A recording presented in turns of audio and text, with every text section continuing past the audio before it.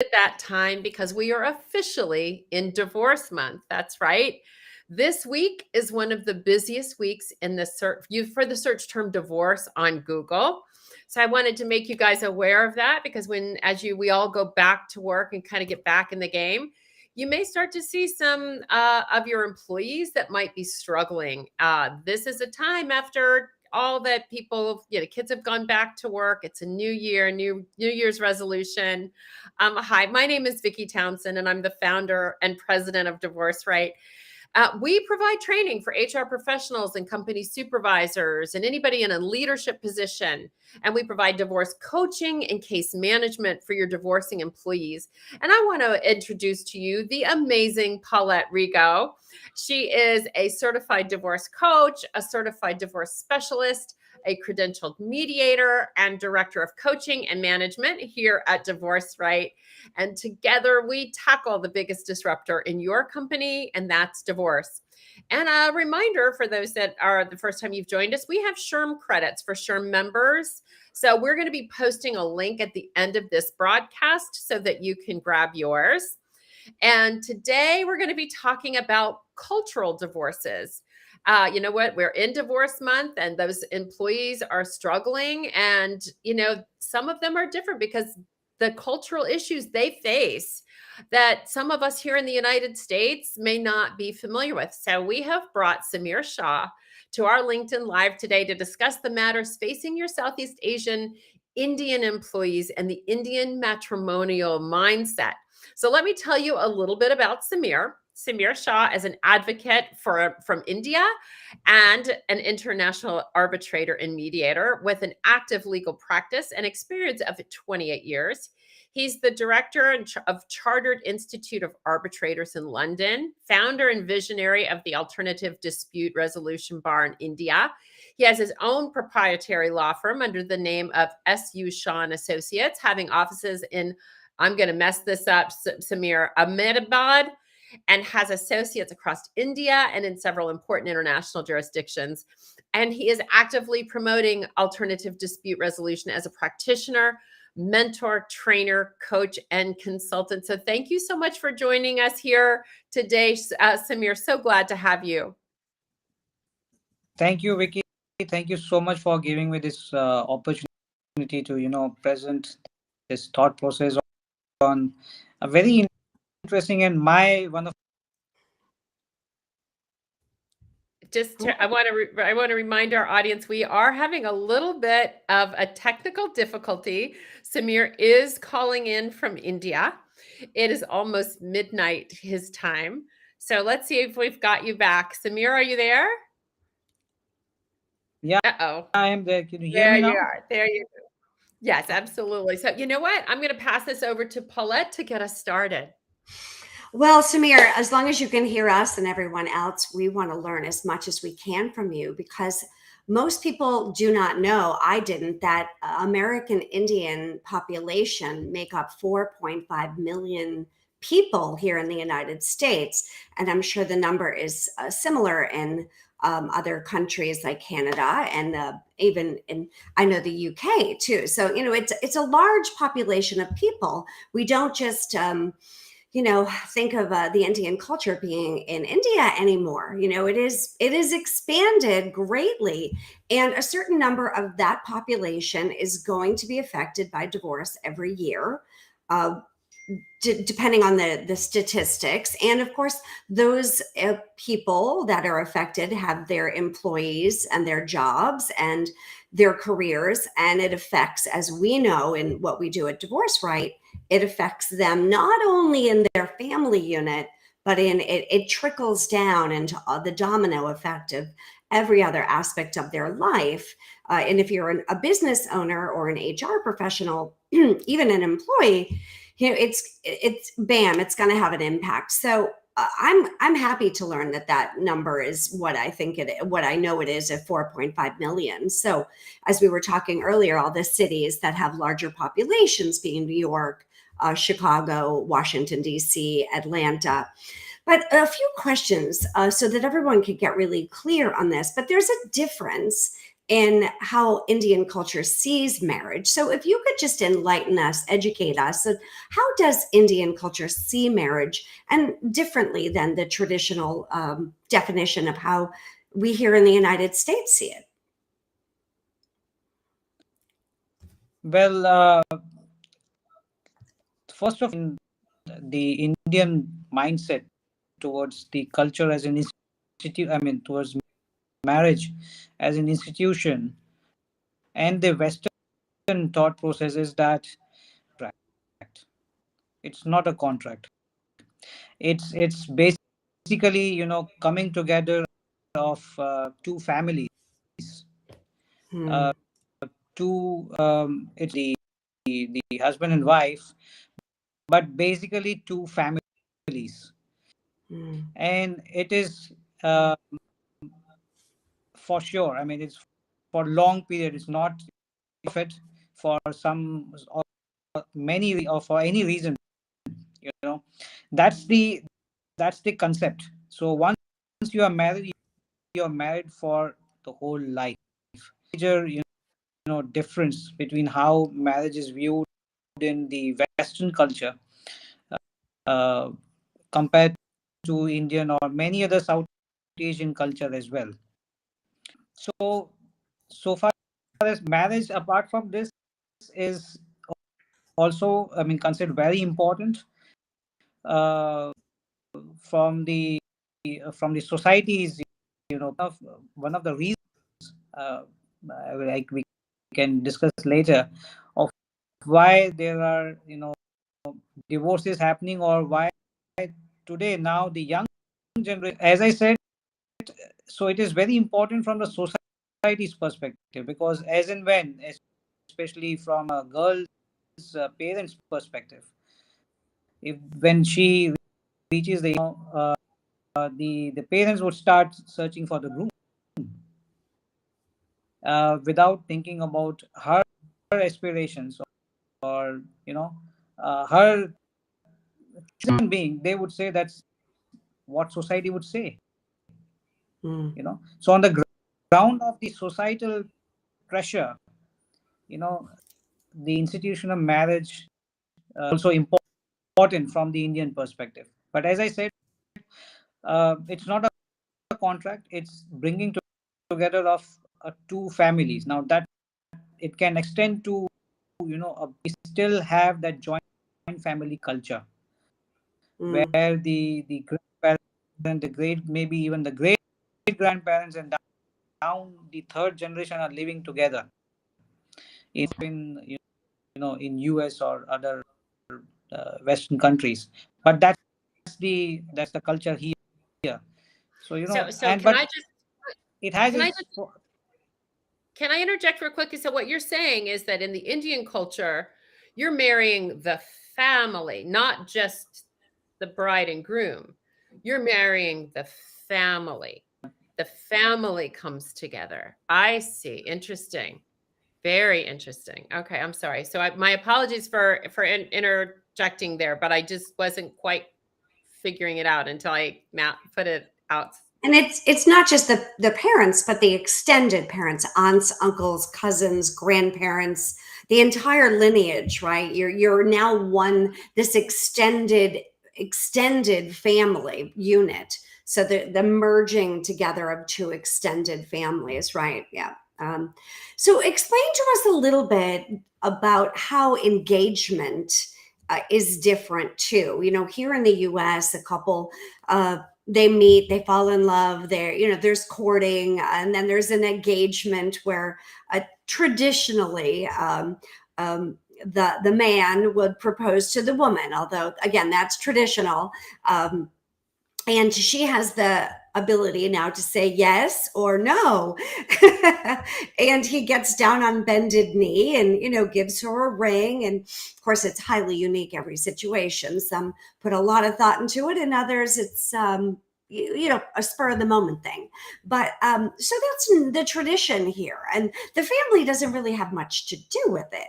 Now there's a little bit of a tradition here that he would ask the father of the girl for his blessing, right? Although I don't know what statistic is there, Haven't Vicki, done that that that anymore. still happens. But I mean, I'm old, and I'm just going to go with it that might still happen in some instances. But putting all tradition aside, that's the extent of it, Samir. We don't really have any other traditions in the United States as far as engagement goes that I know of.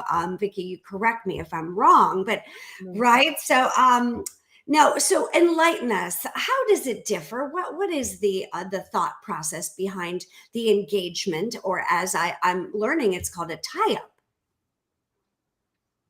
Yeah. So you see, um, whether it's full of tradition here. There are so many ceremonies going on, even in the engagement, and you know, culminating into a marriage. The time period, unlike in US, where the couple actually dates for some time, try to understand each other, and then further into serious marriage or not. Here, generally, the Indian mindset is that you know uh, there is very short, uh, because again, the societal issues comes into play. The traditional Indian mindset is that with the boy alone before they are married. So that's still the old traditional thinking, though it's improving now with the younger generation, and of course parents different way. But generally, if you see, that mindset, that thought process is still there, and therefore there is hardly any time between the engagement and the marriage. Understand each other, and majority of the marriages in India are arranged. When I'm talking of arranged, it means that again the family factor. So the girl and the boy, through the referrals or through contacts, through friends, relatives, they would discuss about the the boy and the girl, whether they are suiting. The parent would say yes, we like the girl or the boy, and then they just have a 1 day meeting. They will ask the boy to just sit and discuss. This of course has so many problems later on, but the institution is still working well since ages. um, so that not to give that much time, immediately go into marriage and then take your life ahead. That's it. What is the average age? Is there one? What do you are you seeing an elevation in the age of marriage, or is it still staying relatively young? Well, as I said, traditional thinking is again, as soon as the girl reaches the age, she is put into pressure by the parents to get married. But of Right. late years, of the the change in the thought process, the younger generation, they are thinking of marrying only after after 24 or 25 years of age. Usually after they graduate school and education. Right. Well, I have a friend, Diana, that married an Indian professor, and I was invited to the wedding. And I just Mhm. thought it was going to be a weekend. I didn't know that I was expected to be there for 2 weeks worth of traditional ceremonies before the actual wedding.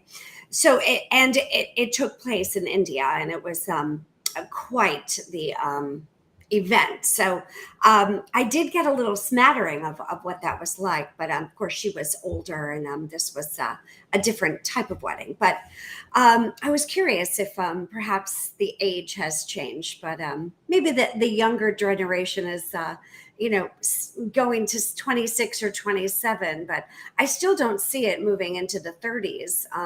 Most Oh, marriages here in the States are, I think, I don't know what the average age now is, probably more like 28 to 30 instead of what it used to be of 21 to 24. So So tell us about this conundrum between arranged marriage, which is, I think, the common term that we hear, between the love marriage or the traditional, you fall in love and you get married. How does that differ? What is that conundrum?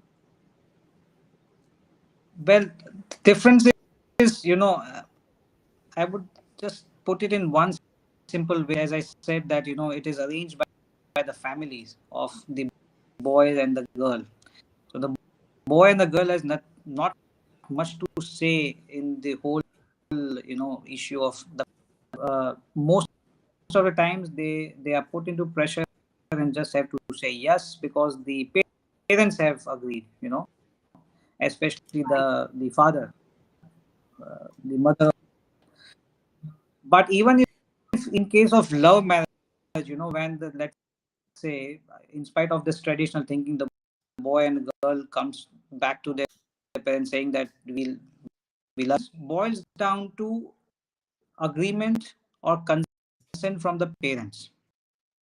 So in a way, love marriage is also arranged indirectly because they cannot marry. Either they have to, can you just no. as one of Yeah. the children whose arranged marriage is being arranged, can you say no? I'm sorry. Can you just repeat that? What do you It- mean by If, that? if it was me, Can you say right? no? I mean, I'm the rebel. I'm a rebel by nature, but if it was my parents and they made a prearranged marriage for me, one, how old am I when that happens? And can I say no? well, you can, of course, you can, but normally you won't from the Indian Because perspective. of the pressure. If You you, don't want to be disowned, apparently. Yeah. Is it's there not, sort of is there a sense of sort of yeah, shame and judgment or fear involved in that? Okay. Mm. all And all it's to normally the bride's father or all the what you groom's just said, mostly by the bride's father. The bride's father. pressure is more on the bride than the groom. Hmm. And at So, so at what age is ultimately, that done? Is it what age? 18 or 21 or what? At what age is that decided? As I said, most that's the time they would always decide to get married. You know what? I apologize, but due to our technical issues, what age does that happen when the parents make a decision on who their daughter's going to marry? 21. 21. Okay. Okay. Well, at least she gets to graduate high school, college. Yeah.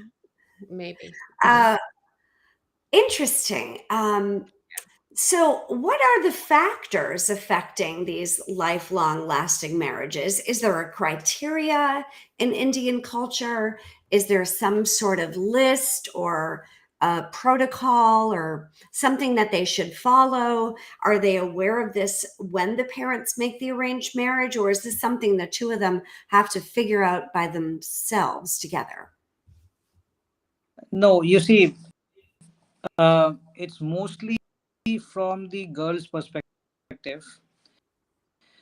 The throughout, as soon as she reaches the age of 18 and going towards 21, she's always taught by her mother is compromising in any situation, to be subdued, yeah, to be a kind of yes man, to no matter what happens, she should not be complaining. She should just take it as it is and try to improve upon situations. So this is the mindset which is being Okay. from the traditional Indian, thought process. So with that mindset, that the psychology of the girls are, being trained that way. Is won't be a rebel as such. They will always try to compromise Mm. on We, their you know, own freedom, on their. Yeah. yeah. So, so this I think is one of the major factor which makes this marriage continues for whatever reason, marriage or not, but it Out of continues. obligation, out of obligation and commitment to please the family. Yeah. Right. Yeah. Yeah. Right. Exactly. So we Yes. digress and now segue a bit to why divorce happens in India. Because it does happen, not that Vicky and I are pro-divorce, and I believe, Samir, you are not either. We don't mean to make an assumption, but it is a fact of life, and it's not vanishing. It's not going away. It's not diminishing. So because of the intensity of this cultural obligation, but yet divorce still happens, there must really be a bit of shock and awe to some, if not all, of the family members as to, wait, you want a what? And so, what are the reasons for divorce in Indian culture? Like, could you explain that? Because as with 4.5 million Americans, Indian Americans, we need to know. Well, I think it again goes back. Um, it's little contradictory in the sense, but it again one of the major reasons is again from the bride's parental side, and especially the mother.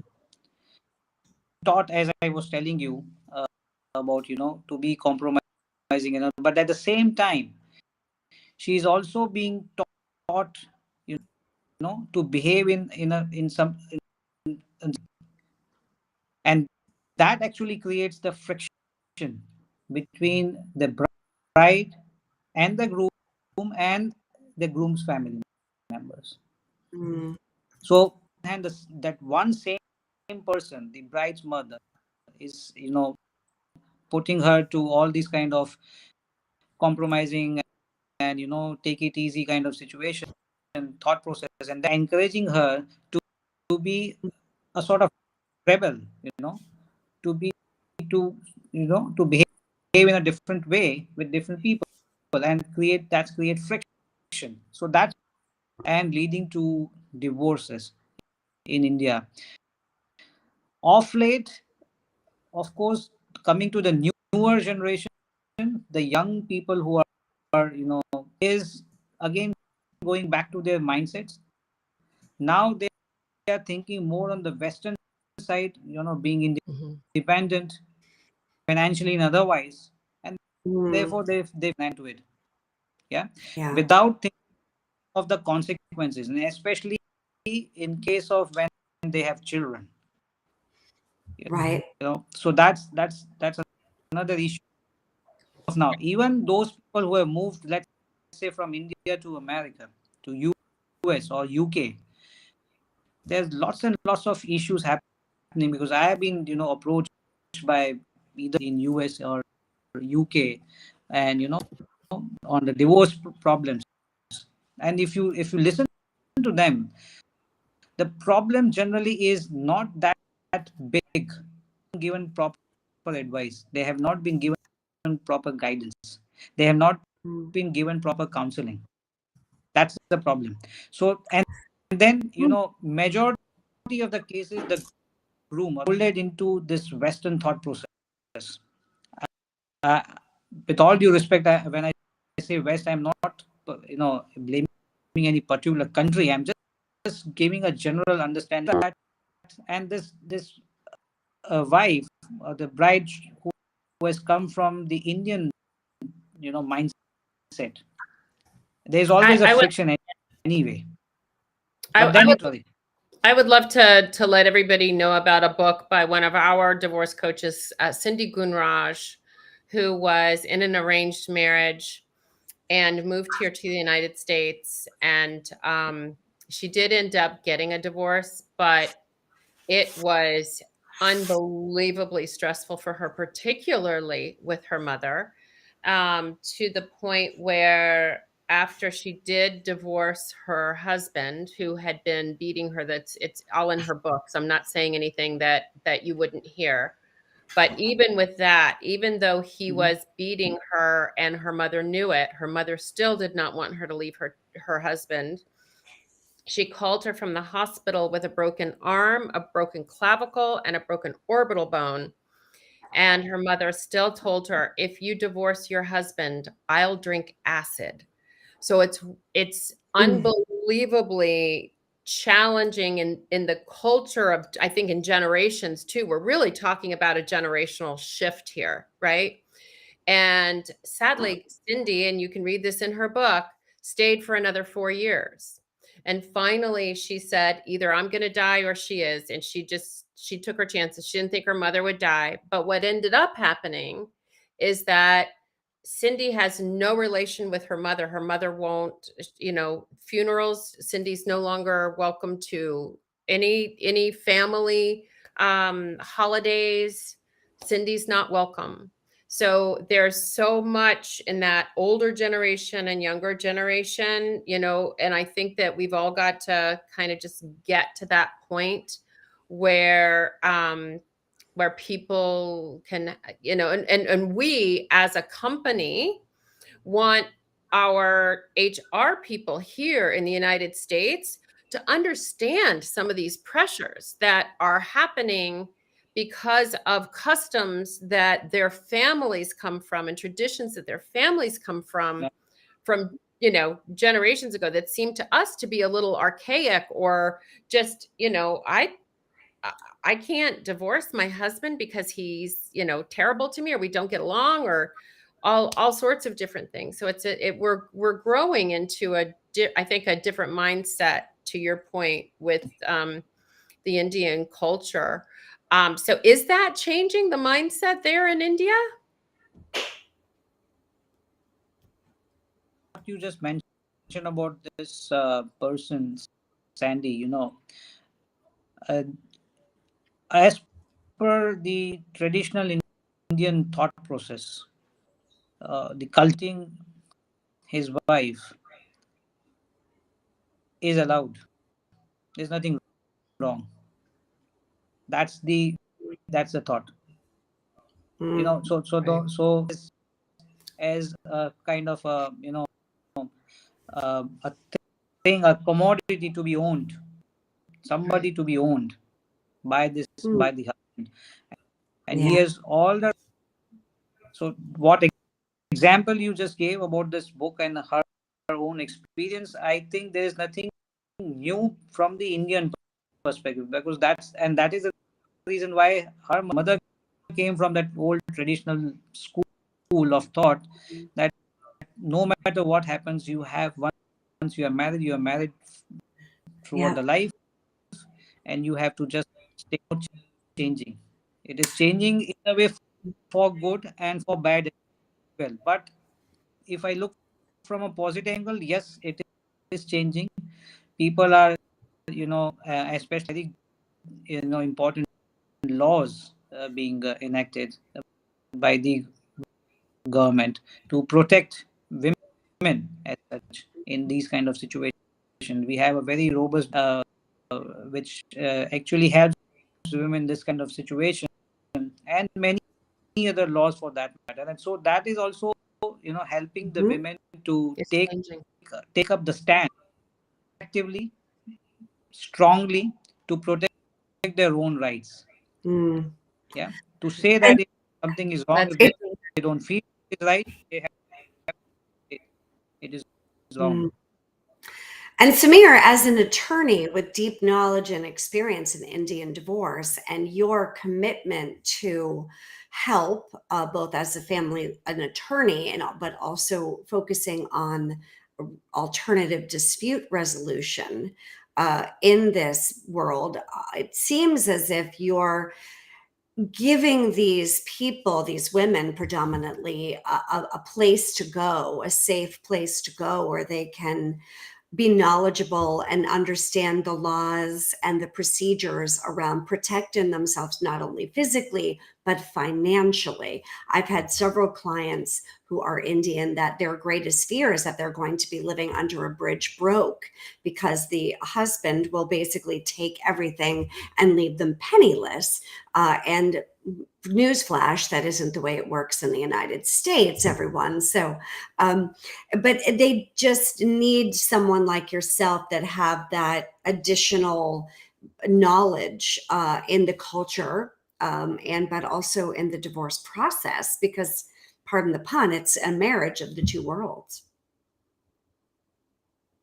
See, no, let me just briefly explain. When if some wife or a bride is coming to me as a client, how I handle that particular case, because divorce for me would be but so the first step would be, I would be maybe for 3 to 4 sessions, I would be just listening to her, whatever she wants to say, and always call her, maybe many times not in my office, wherever she is comfortable with whomsoever she wants to come. So I will be going there, maybe more comfortable.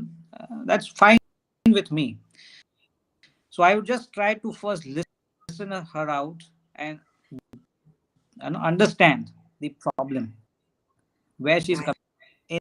And then after that, after taking notes of that, I would try to call up the husband as well. And fortunately, in calling up the other side to me as a neutral person. So I will again, listen to that side of to collect the two notes and find out the common issues. So these kind of sessions goes on. So apart from being an attorney, so once these two notes are being collated, I'll try to bring them together in a joint session. But in that case, I make sure that both of them are there, not alone. It happens, many times they may not be able to face each other because of the acrimony which has, led to such a level. So I put them in a situation where they're comfortable with the person with whom they can share, they can open up, and then I would be there and at a place where they feel comfortable, not necessarily at my office or restaurant or whatever. Right. So they feel try safe. to have this. Yeah. So joint session, and try to understand. Again, I would be just a listen how they are behaving with each other. That also, experience, you can able to know that why they are behaving, what could be the reasons, because you have at least the basic notes, few sessions which have gone. Then I'll call them alone, two together, and then try to counsel them that what the situation, or where they can improve. In fact, I won't say they are wrong, because everybody has his own way of looking at the situation. So I would just tell them how it can be improved. Well, so, and then Samir, so because I do want to be mindful of everybody's time, and you are so filled with information around this culture. And I know, so you're moving here to the United States. So why don't you share, do you have your email addresses, your website? Do you have any sort of contact information that anybody that's listening to this might need to hear? Because you're going to be here in the United States in less than 2 weeks. So why don't you tell everybody how to get in touch with you? Because this is, we don't think about this in the United States, and the impact of arranged marriages on the emotional psyche of an employee that shows up at work and has to go through this. And hearing it from Cindy's perspective from her book, having somebody like you, Samir, is critical. So why don't you tell everybody what is your new contact information here in the United States? Well, you can reach me at my email, which is you want me to just I'll go ahead and type it in. I'm typing here? it in now. So go ahead. Okay. SAMIRUSHAH.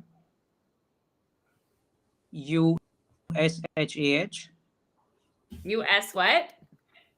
USHAH.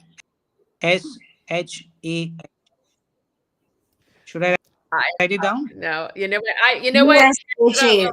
We'll have to put it in the Yeah, link. we'll put it in post, but thank you so much for being here today. Hopefully this gave our listeners a bird's eye view into the stressors that face your Indian employees here in the United States that Mhm. may have moved here from India or still living with the traditions of a traditional Indian marriage and have decided that they have made the commitment to end their marriage.